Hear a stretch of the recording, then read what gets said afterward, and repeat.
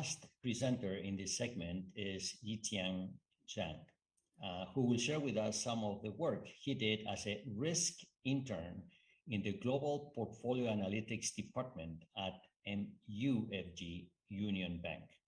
Yitian is interested in economics and quantitative finance related fields, and he intends to pursue a degree in economics in the future if possible. Please welcome Yitian Zhang.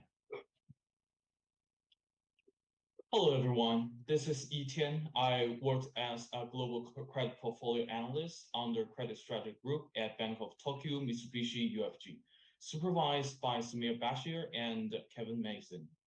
I will start with a brief background introduction to some of the related key concepts. My work mainly focused on CECL, CCAR, and ICAP.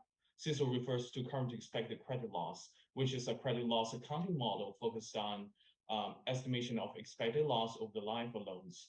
CCAR refers to comprehensive capital analysis and review, which is a stress test conducted once a year by American regulators requiring large banks to have enough capital to operate normally under a hypothetical economic and financial crisis.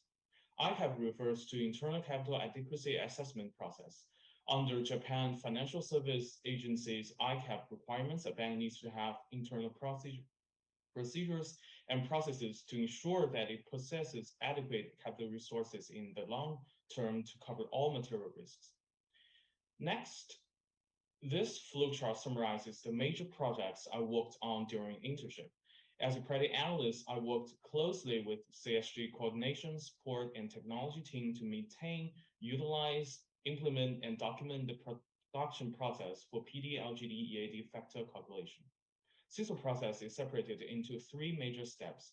For data preparation, we combine scenario forecast data, loan level data, and some other supporting files together and transform the combined data into format as inputs into our model. Then we conducted model runs. We have model for wholesale mortgage, home equity, etc. After getting model generated PD, LGD, EAD, we proceed to post-processing, which is an important step for formatting and reviewing the output.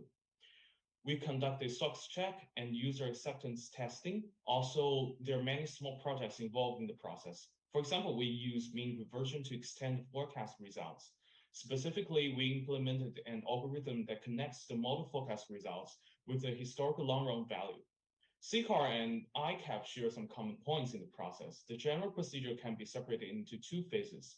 The first phase is similar to CECL, the data prep, model run, and post-processing. In the second phase, we did calculations related to net charge-off, non-performing loans, and expected loss. Lastly, I would like to discuss a little bit about my internship experience at MUFG. As I showed in the flowchart, there are a lot of sub-processes and small projects involved, which means I need to face a dynamic and high-intensity environment. Fortunately, my manager and colleagues are super helpful. Special thanks to my colleagues, Amber and Karen. Thanks to the guidance and support, I made it through the production run. Since I got highly involved in the process, I learned a lot about the CECL, CCAR, ICAP. I also enhanced knowledge about accounting, risk portfolio analytics, as well as some useful IT skills. I practiced my SAS and R coding skills, especially for ad hoc data analysis. Most importantly, teamwork and communication skills I've learned cannot be ignored. Based on this, in the future, I would enhance my understanding of stress testing and scenario analysis, and I would like to gain more experience with credit risk management, especially associated with regulatory requirements. Lastly, I would stress my project management skills so that I could better manage myself under a high-intensity situation. Thank you. That will be the end of my presentation. Thank you, Yitian. Yitian supervisors at a Union Bank are actually here with us today, Samir Bashir and Kevin Mason. Samir and Kevin, can you say a few words before we start our Q&A? Certainly, hopefully you can hear and see me. So yeah, I'm Samir, supervisor for Yitian, along with Kevin at MUFG. Yitian was very, we had put Yitian through a lot of different projects at the time he was here in the 4 months, especially as Yitian mentioned regarding the stress testing exercise. He's very enthusiastic, very technical, a very quick learner. And everything that came his way, he put his 120% into everything. And we were able to give him more and more responsibilities, even in the short 4-month work term. And we were very, very impressed by that. So those are my thoughts. And I don't know if Kevin is online, if they say anything as well.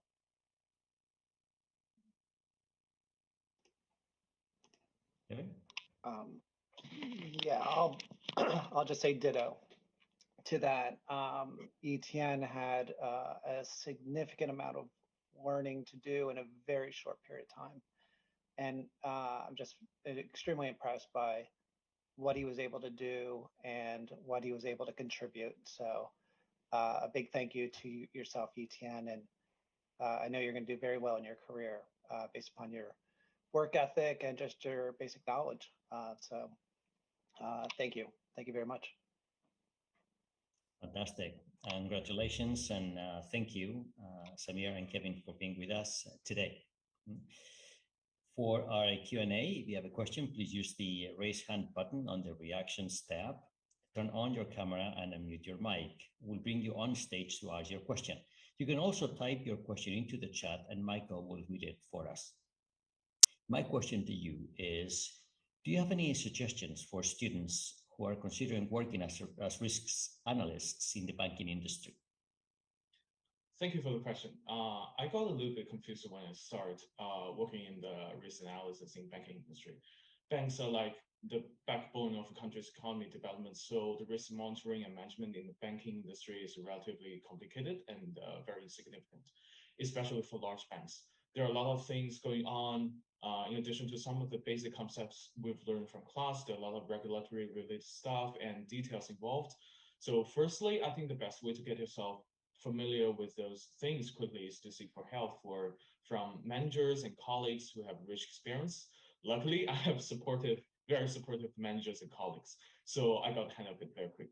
Secondly, to quote my manager, Kevin, always keep yourself busy.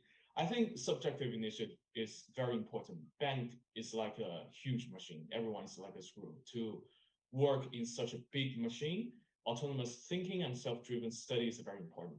You cannot always wait to be assigned a task, but to seek for opportunities to learn yourself.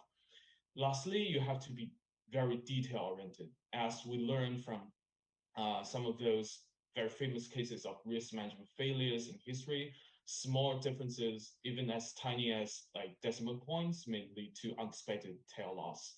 So to sum up, having sufficient efficient communication initiative and pay attention to details would be the top 3 things I could think of. Thank you. Thank you, and congratulations.